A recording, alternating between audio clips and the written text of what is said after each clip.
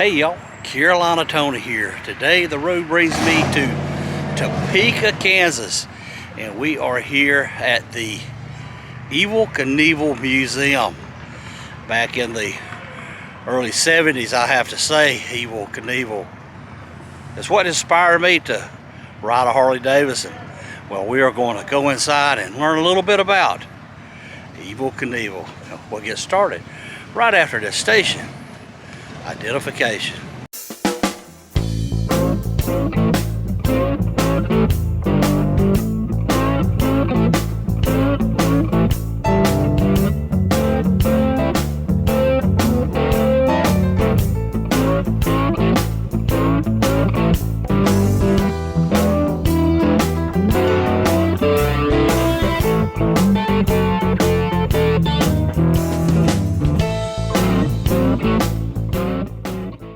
A man can fall many times in life, but he is never a failure until he refuses to get up. Evel Knievel.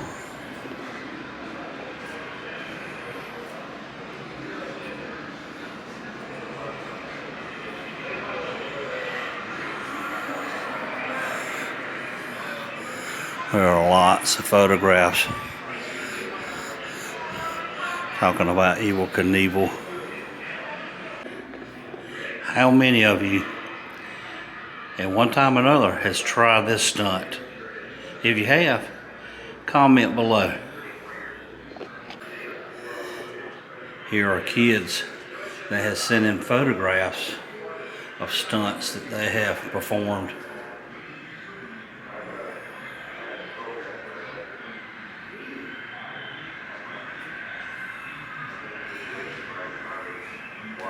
Collectibles were gathered by Lathan McKay.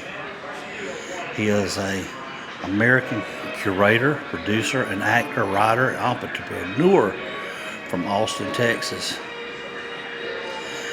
They say long before he assembled the most authentic and comprehensive collection of Evel Knievel memorabilia in the world, he was a sponsored professional skateboarder traveling under his given name, Eric McKay. From age 14, he spent a decade as a pro athlete, inspired by the godfather of extreme sports, Evel Knievel.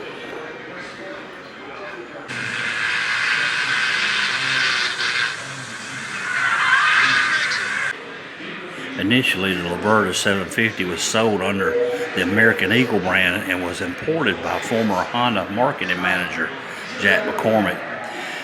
To help introduce the bike to American market, McCormick gave Evel two bikes. Evel jumped this 1969 Pan American Eagle 750S 13 times in a 2-year span, landed 7 times successfully while crashing 6. Unknown to most, the extreme heavy 500-pound machine was the most dangerous jump bike he ever used during his career.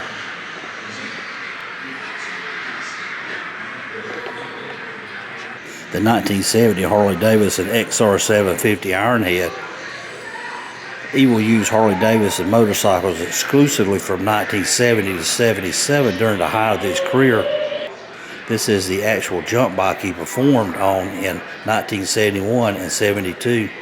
This bike piloted Evel to a world record jump over 19 cars in Ontario, California. That jump was featured in the 1971 biographical movie Evel Knievel, starring George Hamilton. Evel said, "I did everything by the seat of my pants. That's why I got hurt so much."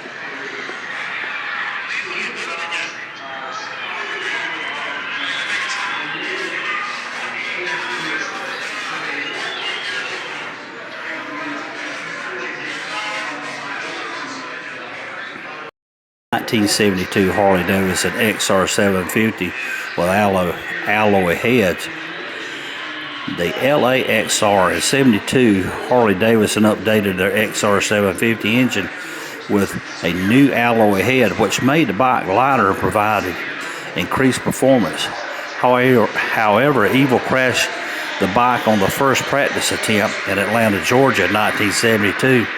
This bike also marked the first time Evel had the tank and the tail painted in the now recognizable red, white, and blue paint scheme.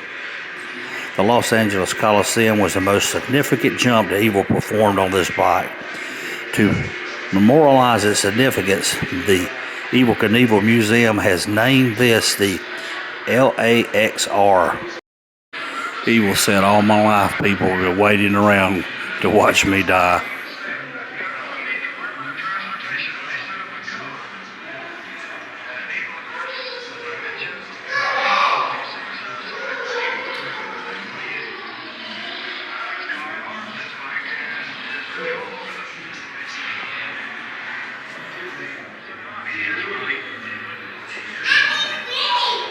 It's a 1972 Harley Davidson XR 750 with alloy heads. He used this in the Kings Island.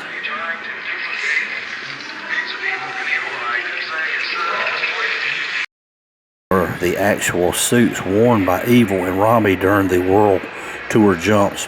Evil changed to nylon moto style suits for the final few jumps and shows of his career. The nylon suit was donated by Debbie DeLon from Florida. Of the 168 jumps, Evil crashed 19 times. Here's a record of all of his jumps over his jumping career. In 1977, he jumped a 90-foot shark tank. Evil said, I do it all the same, except I go faster over a few jumps.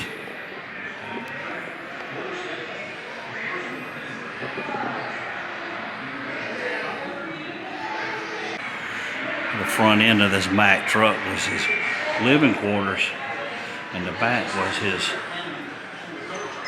jump ramps and motorcycles.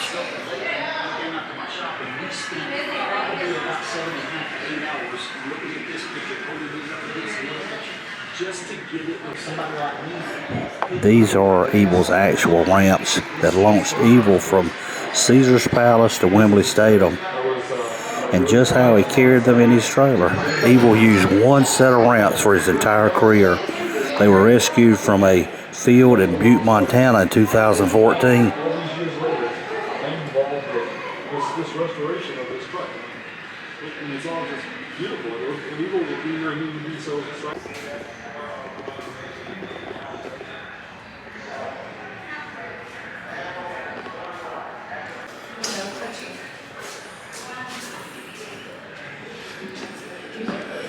There's his cane. You can see his clothes hanging in his closet.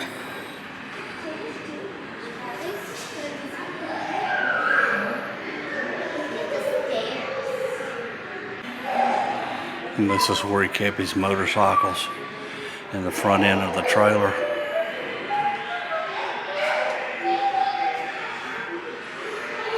See those ramps there are pretty sturdy. Looks like they're about 3.5 inches thick. This is what it looked like before it was restored. Kind of ragged shape, wasn't it?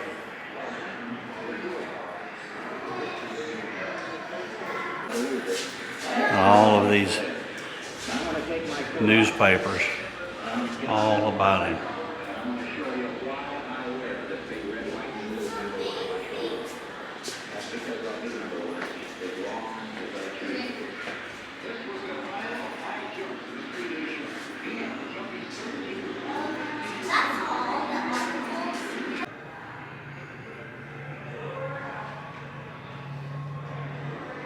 Evil used a parachute his jumps, strictly to add flair to the show. He would activate the chute with the extra lever beneath the clutch after successfully landing.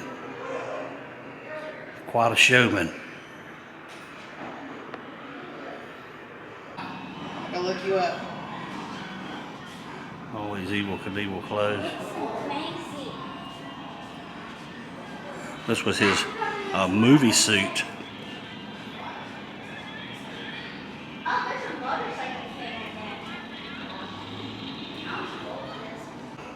There is Evel Knievel's cane. His boxing gloves signed by Muhammad Ali, also known as Cassius Clay.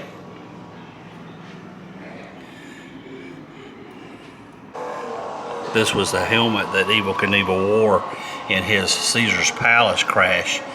It was originally painted yellow. You can see where the paint has been rubbed off of it from his head hitting the pavement.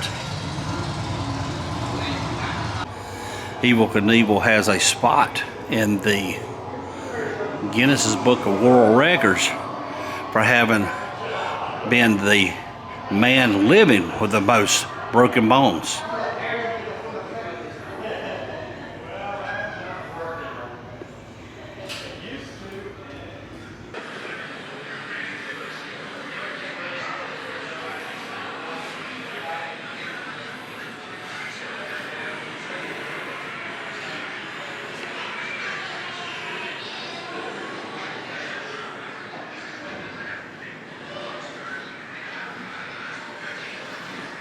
Here it goes. That was Evel's Caesar's Palace jump. He broke a lot of bones in that crash. There's Evel's son, Bobby McKay Knievel, following his father's footsteps. Bobby passed away earlier this year, 2023. From pancreatic cancer. His son, Robbie Knievel, held 20 world records. And there's Robbie right there. Now that's Greg Duffy.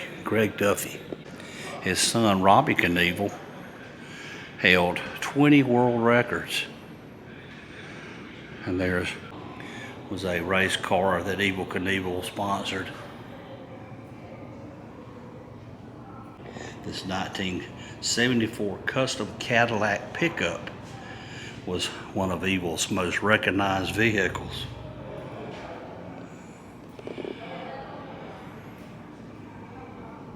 Well, that is going to do it for our trip to the Evel Knievel Museum in Topeka, Kansas. Quite a collection, quite a legend, quite a showman. I hope you enjoyed this video. If you did, be sure to give me a big old thumbs up. Be sure to share with your family and friends. But until next time, y'all have a good day.